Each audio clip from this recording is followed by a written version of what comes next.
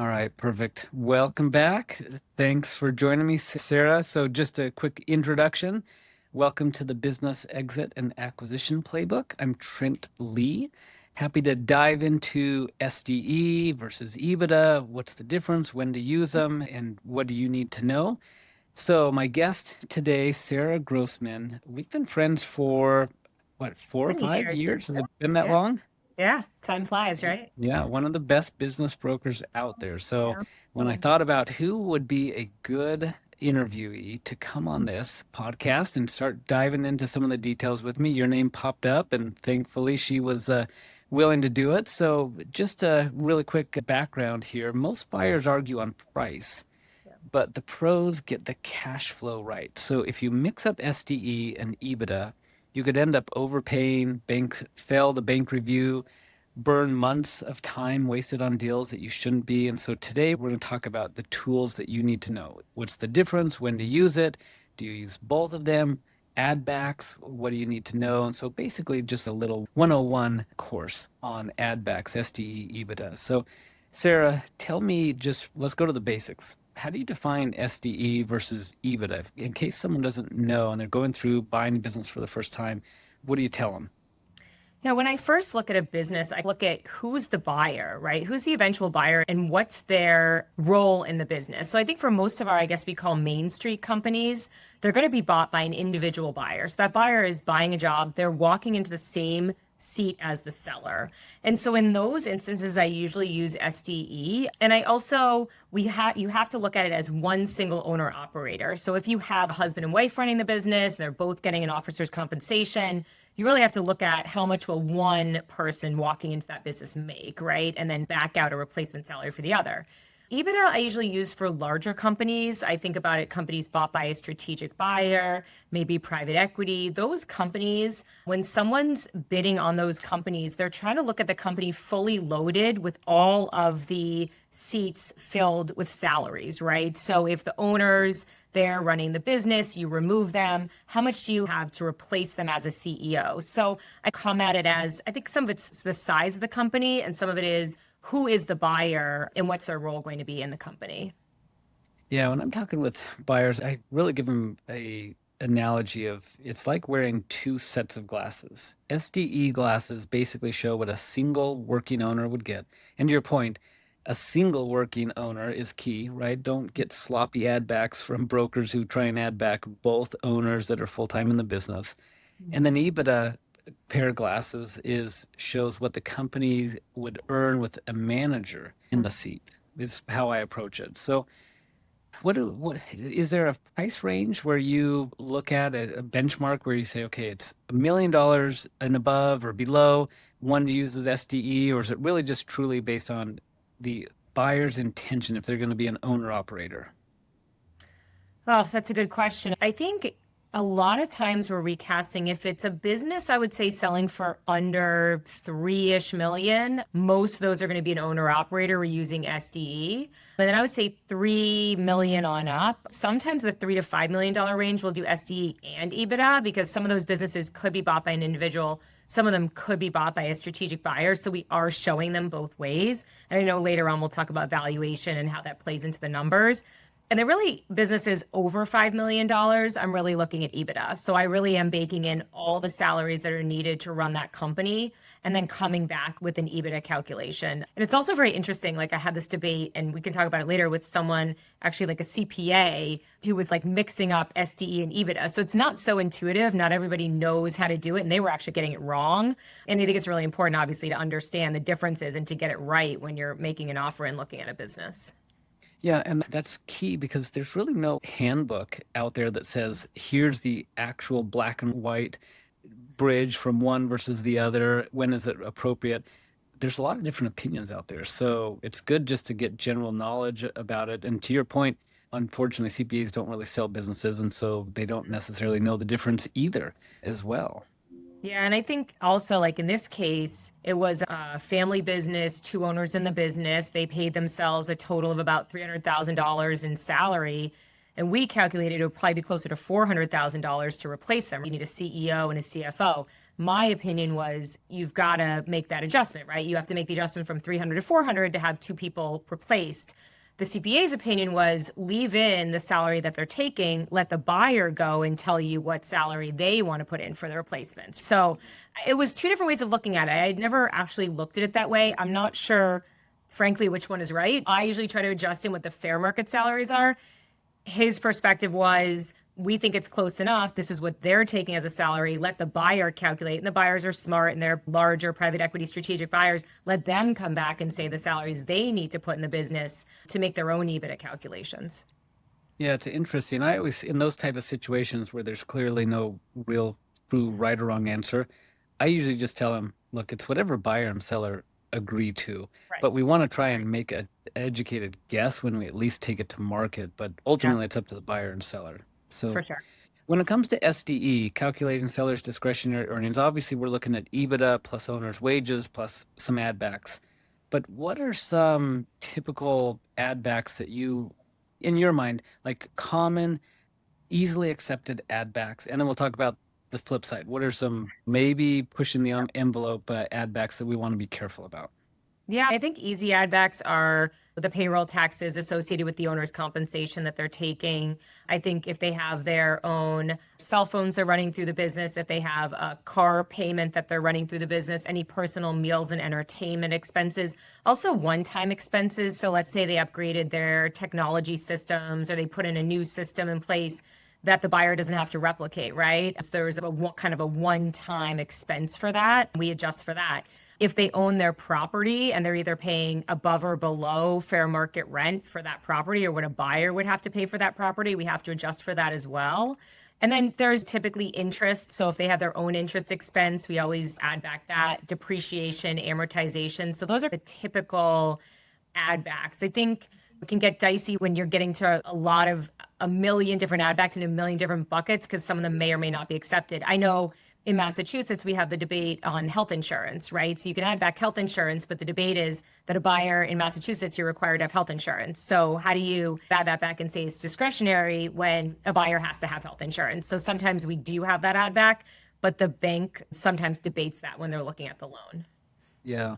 I always tell my buyers when I'm working with them, what we're really trying to do is create a bridge between EBITDA and SDE. And the best way to remember that is a bridge is an acronym.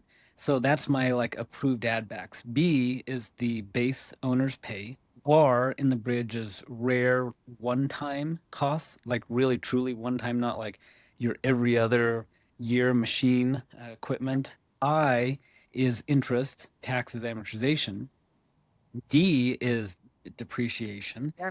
And then G on that bridge acronym is like goodies, personal goodies, car, phone, travel, health, to your point, whether it's some states, to your point, are okay with that, some aren't. And then Right. finally, E in the bridge acronym is extraordinary items, like that clearly won't continue. Yeah. The key, though, is you have to have proof. You have to have verification of these ad backs, at least the way I'm approaching this. And so I want to make sure that if buyers are looking at my own or other listings, that there's some real documentation to prove that's an ad back, not just some random number that people are saying we should add back. Yeah, and I think that's a really important point. I think sometimes sellers are like, "Oh, I put $25,000 on my business credit card for personal stuff every year." If you can't tell me where it is in your P&L, yes, you can be putting it on your credit card, but your accountant may not be expensing it. It has to show up as an actual expense on your P&L and that you can verify where it is in that expenses. I can't tell you how many times I'll ask clients for their ad backs and they'll say, Mhm. "Oh, my cell phone, $5,000." And I go to the P&L and the line item's like $3,000. And I'm like, "You told me it was 5,000. You guessed it's really three. I can't add back more than what's there." So you have to get it right as to where it is and how much it actually is. And then once you start getting to stuff that's really small, sometimes it's just not worth trying to figure out. It's not going to make that much of a difference in terms of the cash flow and just what the business is going to sell for. Yeah, exactly. Any crazy ad back stories that you've seen that Oh, are yeah. like, no, we're just not accepting that it's not an ad back? I saw a client who expensed building a deck on the side of his house through the P&L for the business. I think we were actually able to verify it because it was not anywhere close to a business expense. I actually have seen the rookie mistake of people, like I said, adding back credit cards. So at the bottom of the ad backs, it says credit cards, $15,000. It's like, yeah, but if it was an expense, you can't add it back. And then sometimes if it is an expense, it's really dropped to the net profit. So you're double dipping in that case. Yeah. I think also looking at one add back that you can use is family salaries. But again, you've got to figure out, is person actually working in the business or they're not working in the business? Do you have to replace them? What's the fair market on them? So sometimes that gets a little dicey as to different family members working in the business.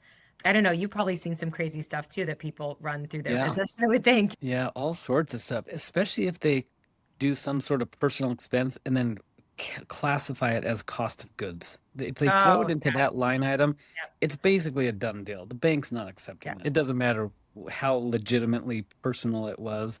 If you Yep. can't code it properly and have really good documentation, the bank's just not going to go for it.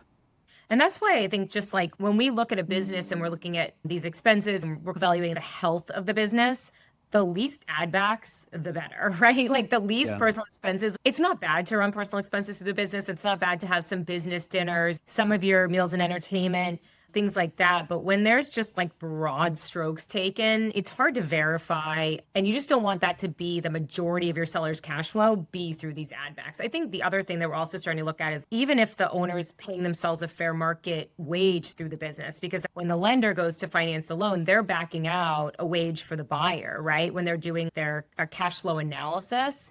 If the owner isn't extracting enough income out of the business, when they go to back in a salary for the buyer, the numbers just may not work. Yeah. Here's an interesting one for you. Again, no right or wrong answer, but interesting. I'd be interested to see how you handle it. I had a business, or we're in the process where it's actually in escrow right now.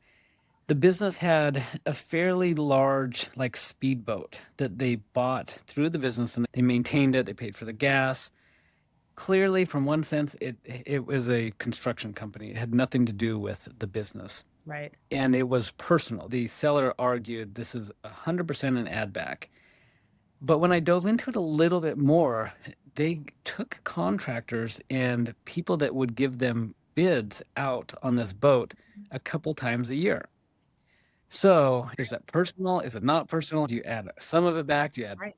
all of it back? None of it back? It's an interesting dynamic there where, again, there's no right or wrong answer necessarily, but you have to be able to justify whatever position you're taking. Those are hard too when you see like country club memberships, but they're taking clients out on the golf course. We see like sports tickets, right? They have Patriots tickets, which are thousands of dollars, right? So is that really an ad back? Or are they taking customers to the game and that's part of the goodwill of the business? But then I guess I would argue if the Patriots tickets are part of the goodwill of the business, it should transfer with the business to the buyer. Buyer needs those. One other crazy story I remembered was years ago, I had quite a large company under agreement for $12 million. And we were in due diligence with a private equity firm. And we were actually in a meeting. We were doing like a larger financial diligence of quality of earnings. And so we had the general ledger up on a screen and they were going through all the general ledger items. And all we kept seeing was like Louis Vuitton, Gucci, like designer handbag after designer. And his wife was buying like tons of stuff through the business, like designer handbags, shopping, everything that he had never told me about. And this was like hundreds of thousands of dollars that added to his EBITDA and his cash flow. And I was like, why didn't you tell me there was like probably $300,000 to $500,000 in discretionary spending that your wife was spending? That would have added to the value of my calculations, right? If you're looking at a multiple, I would have gotten you more money based on this additional stuff that was through the business, but he had just never thought about it and just never told me. Crazy. So Yeah. since you brought it up, let's talk about it. How do multiples differ with SDE versus EBITDA? So when we're looking at databases on business sales, they usually have two different multiples, one based on SDE, one based on EBITDA. And typically the EBITDA multiple is going to be higher, right? So if you have a 3 times SDE multiple, maybe it's a 4 times EBITDA multiple. But keep in mind, the EBITDA number is lower than the SDE number because you have to bake in a replacement salary for the owners. So usually when you look at those two numbers, it comes out to usually the same overall value for the company. They should be pretty similar. We also look at ratios. So we'll look at percentage of EBITDA, percentage of sales, what the ratio should be, cash flow as a percentage of sales. And we try to figure out whether the company is in ratio. So whether it's more profitable than other companies in its range, less profitable than other companies in its industry. And then we value based on that, if that makes sense. Yeah, that does.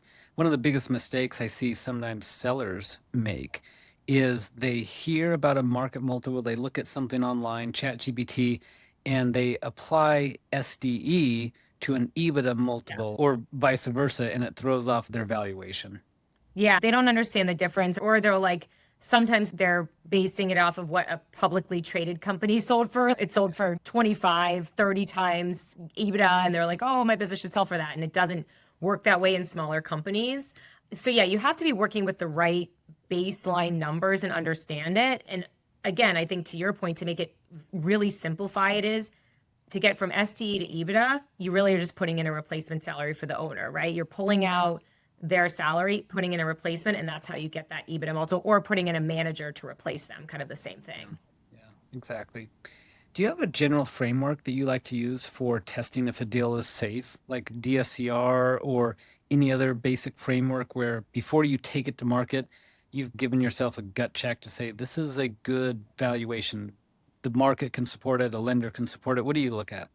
Yeah, so when we do our valuation for a client, we actually plug it into a price test. If it's under 5 million and we know it'll be financed with an SBA loan, we need to make sure that it's going to value. We put it into a price test analysis. And this spreadsheet, actually, we back out a fair market salary for the buyer. Now, sometimes that's a little difficult to figure out, but we know our area, we know the salary that a lender may put in there. It's a little counterintuitive, but even when they're working with SDE or cash flow, in their analysis for coverage, they put in a replacement salary for the buyer. So maybe it's $100,000. And then also it works in some working capital as well. So if they're financing working capital, that also has to go into that analysis. And then it'll calculate what their loan payment is based on the current interest rate, a 10-year amortization, based on the SBA fees and everything. And at the end, it spits out the debt service to cash flow ratio. And the ratio usually needs to be over 1.25. For some banks, they want 1.4. So we always do that for deals that are going to be financed by an SBA loan. If it's not in range, we have to go back to the drawing board or go back to the client and say, look, even if you want this price, either you're going to have to do some seller financing or something, because a bank is not going to finance it at that price. It just won't cash flow. Yeah, I agree. I run that same You do that general too? test just to make sure. Yeah, exactly. I back up the data with market multiples, and then I back into it from a DSCR standpoint. And to your point, we have to guess what the banks call a buyer's livable wage, because Yeah, that can affect the deal, whether they very. need more money versus someone else who doesn't. But we can generally guess at that. But that's the real test. And to show some of these sellers, look, at your ideal asking price, the business doesn't even make enough money to pay someone a livable wage and service the debt. It's dead on arrival. So we got to go back and either they got to recommit to growing this business and Right. make it more profitable and sell it in a couple of years, or come down to reality on a price that is within a fair market multiple range and within an appropriate. Yeah, I usually tell my buyers 1.4 or Yeah. above. That way there's a little bit of a buffer room so when Cushion. things go slow, they can still be in a safe range. Yeah, I agree. It doesn't really matter if we think the business will sell for X. If nobody can get financing on it, it really is a moot point. And I think sometimes sellers think someone's just going to pay cash for my business. And maybe in some rare cases that happens, but most people are going to leverage their money and go get an SBA loan. And we know what the SBA is going to look for. I also encourage all of my brokers to go to a lender ahead of going to market, right? So go to a lender, have them actually put a sheet together that first have them look at the deal, make sure that the price makes sense and that it's going to work, and put together, I guess, a term sheet, but saying, okay, this is how the loan would be outlined. This is how much the buyer should put down. This is how much the debt service is going to be. Here's the SBA fees. Here's how much the working capital is. That way, when we go to market, the buyer really has a good sense that they can afford this business, that they can finance it. And we've already proven that with a lender. And I feel like it just sends a more strong message to our buyers. Yeah, absolutely. All right, maybe one more question here. How do you handle it? Maybe you don't get this as much as I get it being in Vegas, Yeah. but how do you handle it, or what do you say when you show up to someone and the seller starts to learn about add backs and what they are, and they're like, oh, you know what? I've got an extra $100,000 that didn't actually hit the tax returns, but I can prove it. It's look at my POS system or look at my cash register. What do you come across that much, or is it just me in Vegas? We come across it. Yep, we do. I basically say you can't have it both ways. You can't take it on the front end and on the back end. So that's great. You took that money, but then you can't expect to get that with the sale of your business. And keep in mind that $100,000 that maybe you didn't claim might be worth three or $400,000 on the back end in terms of multiple of cash flow. We will only go with what is on either a tax return or a profit and loss statement. We are not going to include that in our add backs, adjustments. If they want to have a conversation with the buyer on it, but the buyer is going to take it with a grain of salt, they can decide whether to believe it or not. And the bank's not going to be able to verify it. So again, we really can't use it. And we still do see it, but we try to avoid it as much as possible. We Yeah. just don't want to say that there's money there if we really can't verify it. I always politely tell the seller, you got the benefit when you stole it from the Right. IRS. You're not getting Yeah. the value. And Yeah. they know they do this like awkward, guilty laugh. They're like, okay, I get it. Yes, exactly. So we do the same thing and have the same opinion on it. And we see it less and less, I would say. But yeah, absolutely. And again, you can tell me that you wrote off XYZ through your business, but unless it shows up on your general ledger, unless it's pretty obvious. I remember I had clients that are like, I go to Costco and I buy toilet paper for my daycare center and for my house. I'm like, how am I supposed to go into your receipts and verify all the toilet paper you bought last year? I can't do that. It doesn't make sense. So those kind of things we really just can't add back. They're just, really can't verify it. Yeah. Anything else that you think a buyer needs to know about SDE versus EBITDA based on this topic? I think it's really important for a buyer to work with a good CPA, and we try to recommend CPAs to our buyers. And I think CPAs that do M&A deals, because sometimes you get CPAs that know how to tick and tie a tax return, but they don't really understand what EBITDA is, what cash flow is, right? So like work with a CPA that does M&A deals, who can explain this to you if you don't know. And then think of it as like a big pot, right? So if you're coming in and you're buying a business, how much cash is in that pot? If you're adding up everything of what the seller, is taking out between salary, all the add backs, and then put that pot aside and say, okay, now I need this salary and I need this and this, and then calculate your debt service and then see what's left and make sure that you have enough cushion there. That's the best way to look at it, I think, is think of it as just like one big pot that then you're working with to then pay yourself and finance the business and still have some money of a cushion left over, and then have a CPA help to verify it for you to make sure that everything that was told to you was in the pot is actually there, essentially. Yeah, I actually wrote a Facebook post this morning, scheduled to post tomorrow, about that same thing. I called it owner's cash after debt service. Yep. That's like the key metric is exactly what you're talking about. Take out your owner's salary, your debt, all that kind of stuff. What's actually left over? That's the key figure. So as much as EBITDA is important, as much as SDE is important, that figure also is really what at the end of the day is what drives the business and makes sure that you've got enough to support the family as a buyer and service the debt and have some wiggle room for growth and periods what might slow down. Yeah, and I also try to explain to the seller too, because we had this debate also on the seller's fair market rent adjustment. You have to put yourself in the buyer's shoes on the cost that a buyer is going to have, right? So the fact that you're paying less rent for the property, like we had a deal that was on the market and they found that the landlord was going to up the rent, right? The minute that the lease was assigned, they're up the rent. I have to go back in now and do a new cash flow based on this new rent. You may not be paying that rent, but the buyer is going to have that rent. So you have to make that adjustment. We see it with franchises, right? Franchise fees. With a new franchise, when you transfer it, they could be changing the fees. You might be grandfathered into different fees. So anytime those things shift, it's going to shift the cash flow, the SDE or the EBITDA, because you have to think about how much money is there now for the buyer when they're taking over after all those adjustments are made, and try to explain that to the seller. And a lot of times they can understand that. Yeah, that's fantastic. Thanks for joining me. If anyone's out in your area, tell them where you're at, what area, and how do they get in contact with you? Absolutely. So we are right outside of Boston. We're in Needham, Massachusetts. We cover pretty much a lot of the Northeast, but New England area. The company is called Bay State Business Brokers. Our website is baystatebusinessbrokers.com. And we have 9 brokers in our office, so we can service a variety of clients, I would say from about 2 million in revenue up to about 50 million in revenue. So hopefully if you're in our area, we can be helpful to you.